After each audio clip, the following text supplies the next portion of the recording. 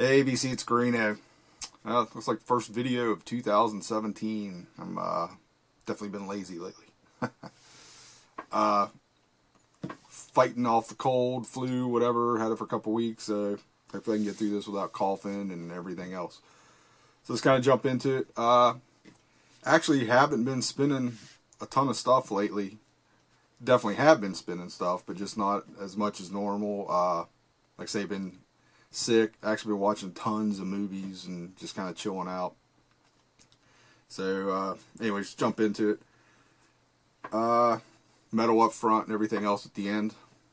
Typical format here, I guess. This got this in, I don't know, maybe a couple months ago, maybe longer. Finally spin it. I'd never heard this, and actually saw one just finished. Very cool. Total template for 90s, early 2000s power metal. Pretty crazy. Scanner, Hypertrace. Like I said, I'd never heard this one. I do have, was it Terminal Earth? I think that's the second album. This is the debut from '88. This is a reissue on Massacre, limited to 500. Hopefully the glare is not too crazy here. But very cool. Just it's total power metal in the way Helloween was power metal, you know, at this time. If you dig 80s Helloween, definitely check out Scanner. It's just right in there. Helloween's better, I think, but this is wow, it's still really cool.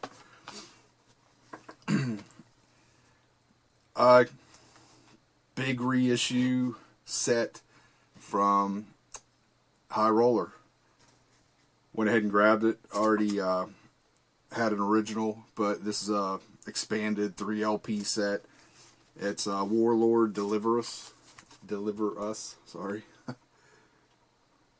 And totally over the top with this thing. Like I said, they pushed it out to 3 LPs. And you basically get the album, which is actually an EP. This was their debut EP. And just a ton of bonus extra stuff, which quality varies. And some was cool to listen to, some not so much. The EP's fantastic. I mean, it's just a great old school metal album. It originally came out in '83. These guys were from California. I'm sure most people know about Warlord. They're kind of in that Cirith Ungol, Manila Road kind of vein.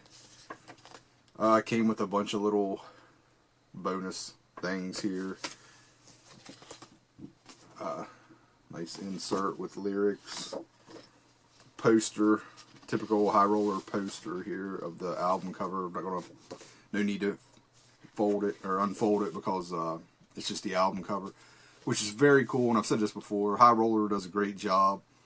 It's cool they put these posters in there of the album covers, but man, shake it up a little bit. Do like a poster of the band from that era or something, just something different. But very nice book. I think it's 8 pages. Yeah, lots of information. Very cool. They, from what I understand, I can't think of his name.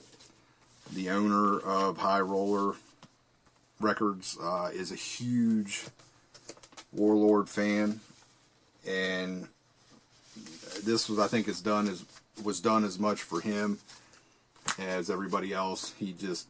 They totally went over the top with this, and you know, very cool.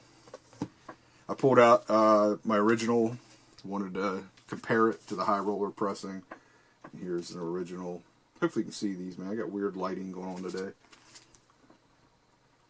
And sounds great. I mean, the High Roller pressing sounds, there's not much of a difference, if any.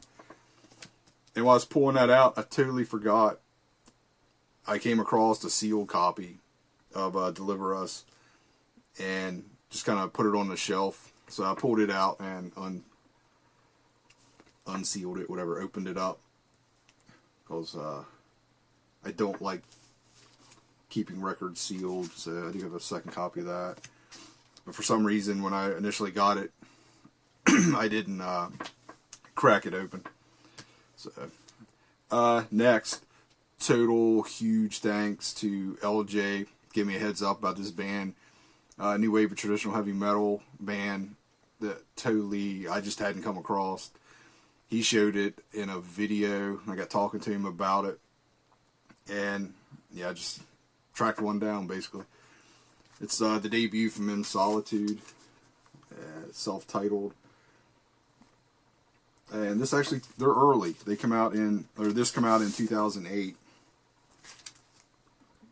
This is a reissue. Seasons of Mist, and I can't remember when when this pressing come out. I don't think it was very long ago, but very cool, standard kind of new wave traditional heavy metal. You know, has that 80s kind of feel to it. Definitely dug it. It's what the VC's about, you know. Saw LJ show it and had to go find a copy. Next, Christian Mistress, Agony and Opium. Know very little about this band, excuse me, other than they are from the Northwest. This is from like 2010. Here's the inner ring. Female singer. Kind of an old school metal sound. Pretty cool.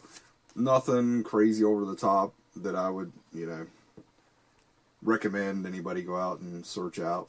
This was the debut. They have 2 more, so they have 3 albums out total now. And I actually have the 3rd album, but I haven't spun it yet. So actually I picked both of them up at the same time. So, and looks like it's on white vinyl. It's a cool album. I don't know what to compare it to. Actually, it's like an 80s metal with like a 90s underground female vocal singer, screamer kind of thing. Pretty cool. This album blew me away. Got turned on to these guys from Nasty Metal Productions. If you ever watch his videos, he does a ton of videos, great stuff. Young guy, very knowledgeable. Cool dude. And he was showing some Baphomet's Blood. A bunch of them popped up like not long after that. I'd never even heard of the band. Not long after that, on a website I ordered from, went and checked them out. So they were very reasonable prices. I think they were like $15 or something. So basically, I don't know, I think I ordered 3 or 4 of them. But this is the newest one. And it came out last year, In Satan's Blood. These guys are from Italy. Killer cover.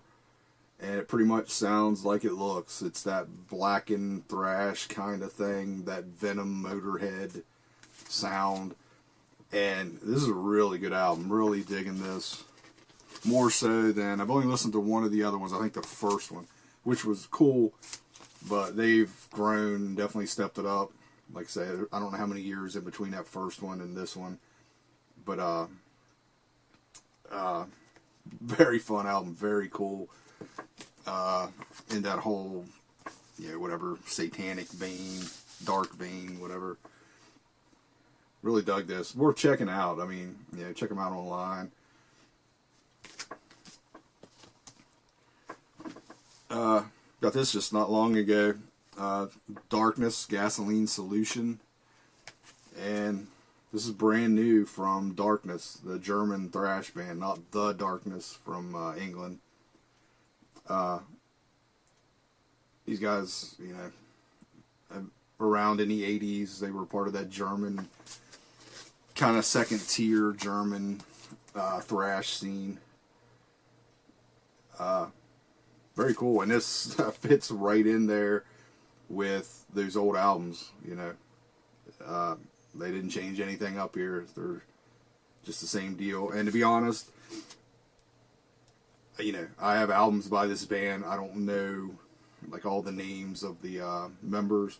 So I'm not sure what originals. I haven't really compared with some of the old albums what original members are still in the band. But really cool. It's good return, man. A lot of bands, coming back, like Exhumer, are coming out of nowhere with their newest album, just blowing me away. And this isn't on the level of that new Exhumer, but it's still very good. I think I showed this, but I'm still spinning the hell out of this. It's a new High Spirits Motivator. This is one of the best albums from last year, 2016. It's on High Roller. It's just a fun, freaking, hard, heavy album. It's nothing extreme about it. It's just a good, heavy rock album. Very cool. One I was actually going to skip on, and because it's just early, a couple early demos. I dig the band. I have their early albums, but it's like, it's early demos. I'll just kind of skip on it. But it's like, it's High Roller. It's still kind of floating around. I can get one before they're gone. I'm a sucker. The disease is real. I had to order it. So, it's Iron Angel, Legions of Evil. And again, this is on High Roller. It's pretty cool the way they did this. It has like a total, demo-looking feel to it on the back here. Right down to the hand-drawn High Roller logo. And of course, these guys are German. These demos are very much in that speed metal, thrashy, whatever you want to call it, vein. The only thing negative I have about this is there's not a lot of bottom end. There's not a lot of bass. Actually, the quality of the demos are pretty damn good. It's just there's not a lot of bass to them. Other than that, it's really good. Fucking killer songs on here. I am totally glad I grabbed this. And again, I remember when this popped up, LJ jumped all over it, and I was like, early demos, whatever, I might kind of wait. Yeah, it's hit or miss with that stuff. And this is definitely a hit. Really dug this. So, alright, and that's kind of it for the metal right now. Let me grab a stack of some other crap, and we'll do the second part here. Alright, got a small stack here. Basically just kind of what's been spinning non-metal stuff. First up, Bang. Mother, Bow to the King. And here's the label. I can't remember if I showed this or not. Here's the back. Had a reissue of this for a long time. And this is basically an original. I haven't really checked it as far as, maybe it's second press, something like that. But whatever. It's an old school pressing. Came across, I don't know, a couple months back. And had to grab it. A little pricey, but I've never seen this pop up like originals anywhere else. See the first album, the debut, occasionally pop up, but I never see this one, so I had to jump on it. And it's definitely got some wear, but the vinyl's nice, so I was, happy to add this to the heavy 70s collection. This one I want to save, so let's not show it. Next, Nitzinger, One Foot in History. And what was this? The second album, I believe? Second or third. But John Nitzinger, Texas guitar player. Just kind of like the first album. It has that leathery Tolex feel to it, whatever you want to say. The first album has the black cover. This has the bluish cover. Killer, heavy 70s, great guitar player. I think he was involved with Blood Rock. Is that correct? I might be wrong there. As far as like helping write songs for them. Really cool. The first album especially is great. And this album's very good too. But that first album's great. The third one is a live album if I remember correctly. But very cool. And we're tracking down. Next, Raped Complete Recordings, and this is just one of those rare or obscure 70s punk bands. I think they were from England, and this is an Italian pressing on Get Back. Very cool. It's 70s style punk, which I dig. I really like the 70s stuff. So here's the and I read the whole bio thing here initially as I was listening to it, but it's probably been at least a month and a half or so since I've listened to this. I can't remember. I do remember that they definitely caused a lot of uproar with the name Raped, and they were pretty much over the top. They were definitely going for the Sex Pistols shock value of the punk scene, but still some very cool stuff on here. And this is studio recordings, live recordings. It's just one of those compilations. Probably not that there's anything left after what's on here, to issue. So next, reissue of The Damned, Machine Gun Etiquette. And The Damned is just one of those bands. I mean, I've some things by them, some albums by them, but it's just one of these bands I don't know a lot about. And like I say, I dig the 70s punk stuff, but this is one of the big 70s punk bands that I actually need to research a little better. And this popped up in a store, reissue, good price. Actually, I think it was part of a trade-in I was doing. Had some store credit, so I grabbed that. This I found while up in New England, a year and a half ago. We're up there visiting Brother LJ. Mystery Train Records, I believe, was in Gloucester, somewhere up there on the coast. And I found this, the Rolling Stones. It's on Decca. I'd never seen this before. And so I grabbed it. I'm pretty sure it's like kind of a compilation thing. So, and it says printed in Holland on the back. And again, haven't researched it. Probably ain't gonna research it. It's just a weird old Stones album to me, and I'm cool with that. Love the Stones. I love a little bit later than this. I like the Mick Taylor years, whatever, the late 60s, early 70s, when they were pumping the heroin in,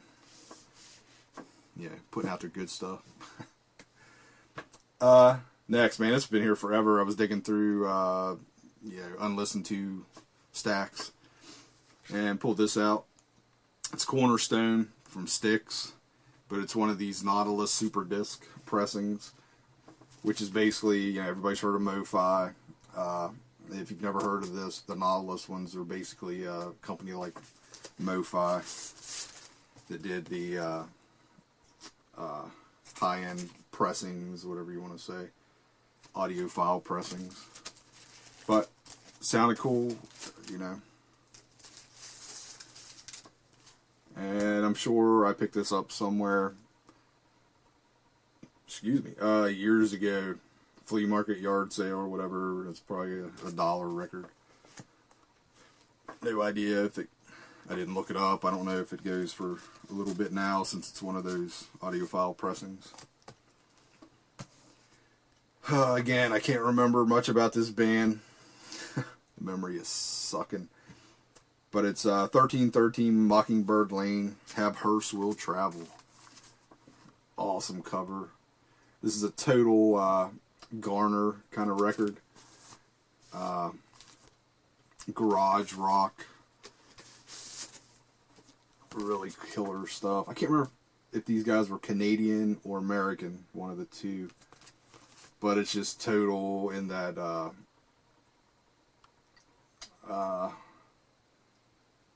organ kind of driven garage rock on, on the horror side, whatever you want to say. The coolest track is Dig Her Up. I definitely remember that. So probably need to listen to this again before I put it away. Another one found up in New England, and this was out,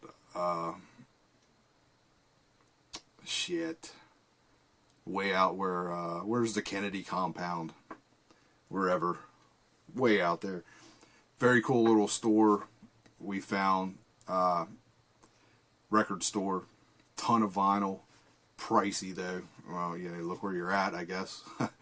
But tons of bootleg, legit bootleg, whatever kind of stuff, and found this one. It's Pearl Jam, Aladdin, Las Vegas, 1993 radio broadcast, and this sounds fantastic. I mean, killer sound on this.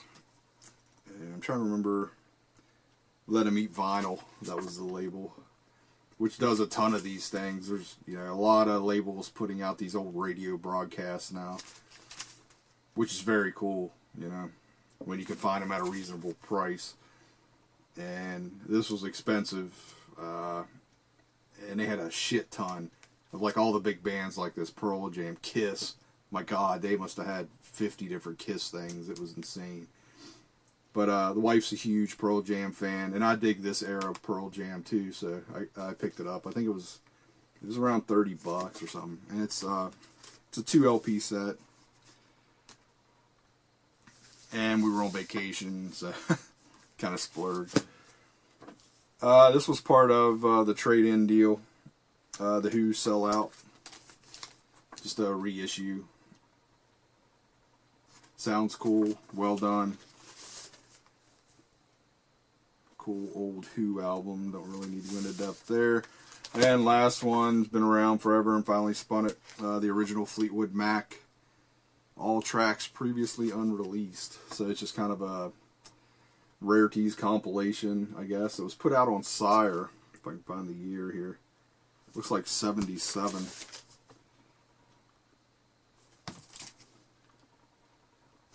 But pretty cool.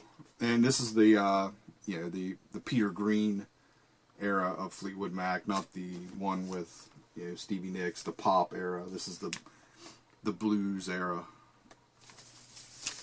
So definitely a cool listen.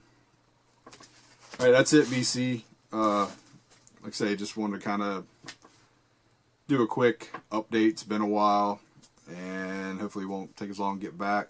Hope everybody's doing well in 2017, and let's just cut it off. Later.